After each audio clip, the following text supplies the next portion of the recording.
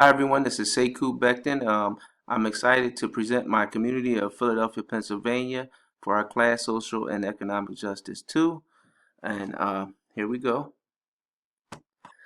When talking about Philadelphia, Pennsylvania, it's important to start off with a little history. It was originally the civilization of the Lenni Lenape Native Americans who lived in this land before the colony was established by William Penn, using money inherited from his father to establish the English colony of Pennsylvania and the city of brotherly love, Philadelphia. And that's the Greek meaning of the word, where he would establish an experiment in political and religious freedom where the Quakers could practice their religion freely as they broke off from the Anglican Church. Located in southeastern Pennsylvania, Philadelphia covers about 141 square miles and has maintained the same boundaries since the Consolidation Act of 1854, where the city swallowed up other areas to be included in the city. And that was a time of rapid geographic growth for the city boundaries. But since then, the city has not grown or changed its boundaries. So there are a lot of urban areas just outside of Philadelphia, which are um, always associated with the city, but not included within the city and county of Philadelphia.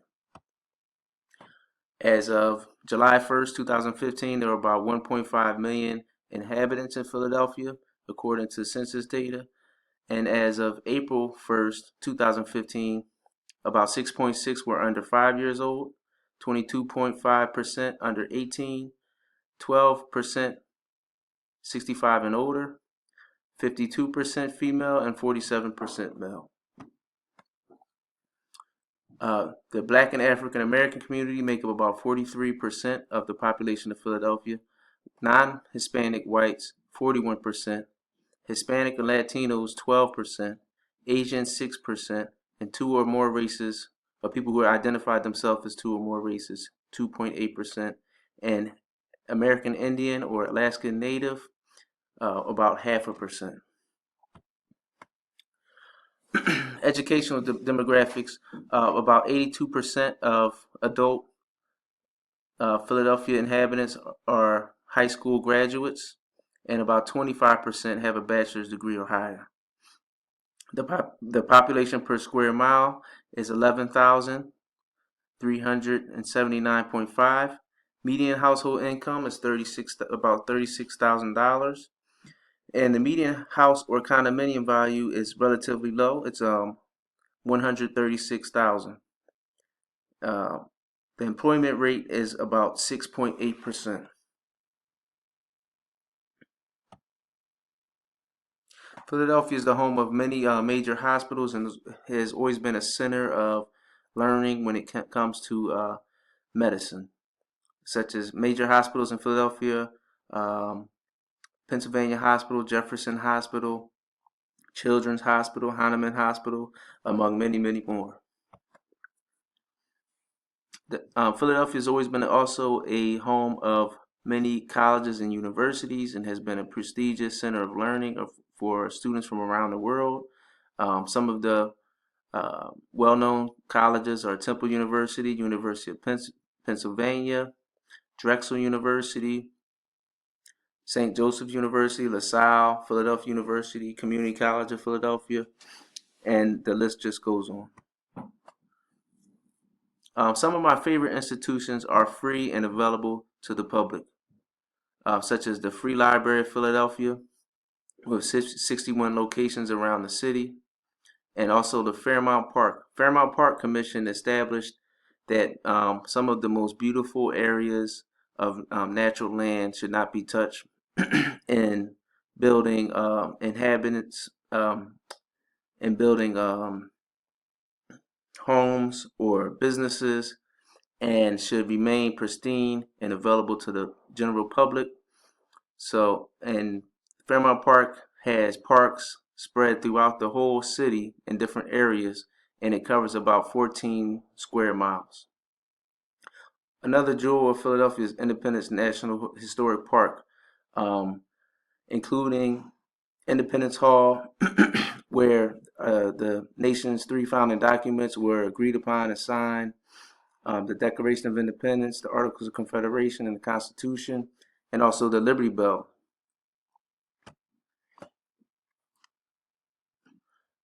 Let's go move on to the good community assessment.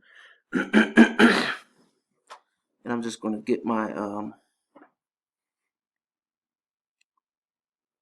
notes going back here.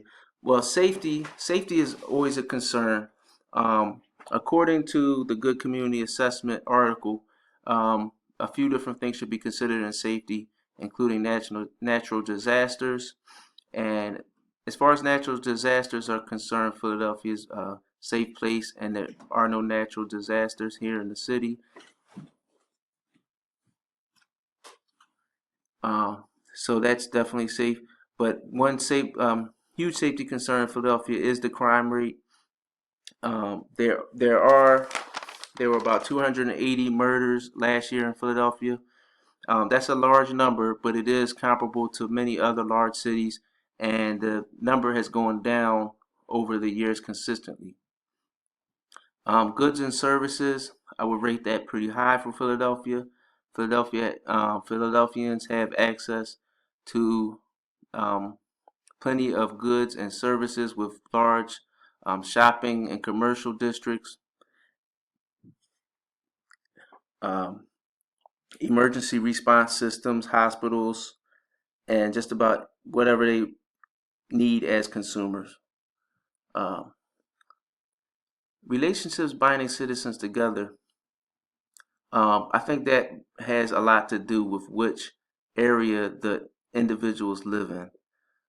There are many different communities and neighborhoods in Philadelphia where the members of the communities share the same interests and values. But no matter what interest and value you may have as a citizen of Philadelphia, you most likely could find groups or groupings of people who share the same values. And that brings us to commonality of values and goals.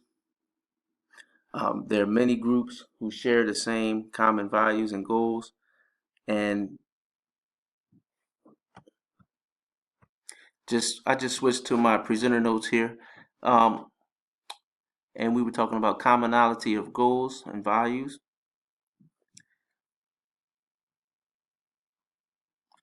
So I think it it all depends on the individual and the area that the person chooses to live in the city. While some areas are more homogenous with mainly one group of people living in the area sharing the same values and goals, other areas are more heterogeneous with different groups and different types of people with varying interests and values may share the same geographical area. Um, but again, if the individual is seeking a certain group or a certain type of community, they most likely can find it throughout the many different neighborhoods in Philadelphia. The whole person principle was interesting to me because I think that's an important value for someone looking for a community. To be seen as a whole person and not stereotyped or having assumptions made about them, where they can find a place where people get to know them and understand them, is a valuable part of the human condition and experience. In Philadelphia, many neighborhoods offer that opportunity, while others may not so much. For example, if a person were to live in Center City, they may become an anonymous person, not known individually by their neighbors, while some of the smaller neighborhoods could embrace a person's differences and diversity and appreciate them as a whole person.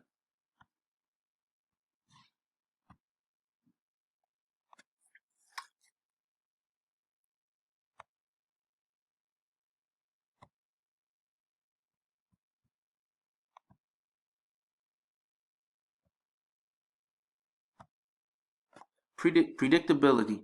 In a big city like Philadelphia, there's always plenty of unpredictable events going on. And current events in the news, of course, we hear about things, shocking news and things like that. But in each neighborhood, there's a acceptable level of predictability where one can get to know those around them and know what to expect day to day. I think Philadelphia has a moderate amount of predictability, and of course, depending on which neighborhood you reside in. Recognized places within the social structure. I think that the Philadelphia community definitely has recognizable places within the social structure where an individual can find their own niche within the society and find a happy medium and balance in their life, whether it be social roles or or career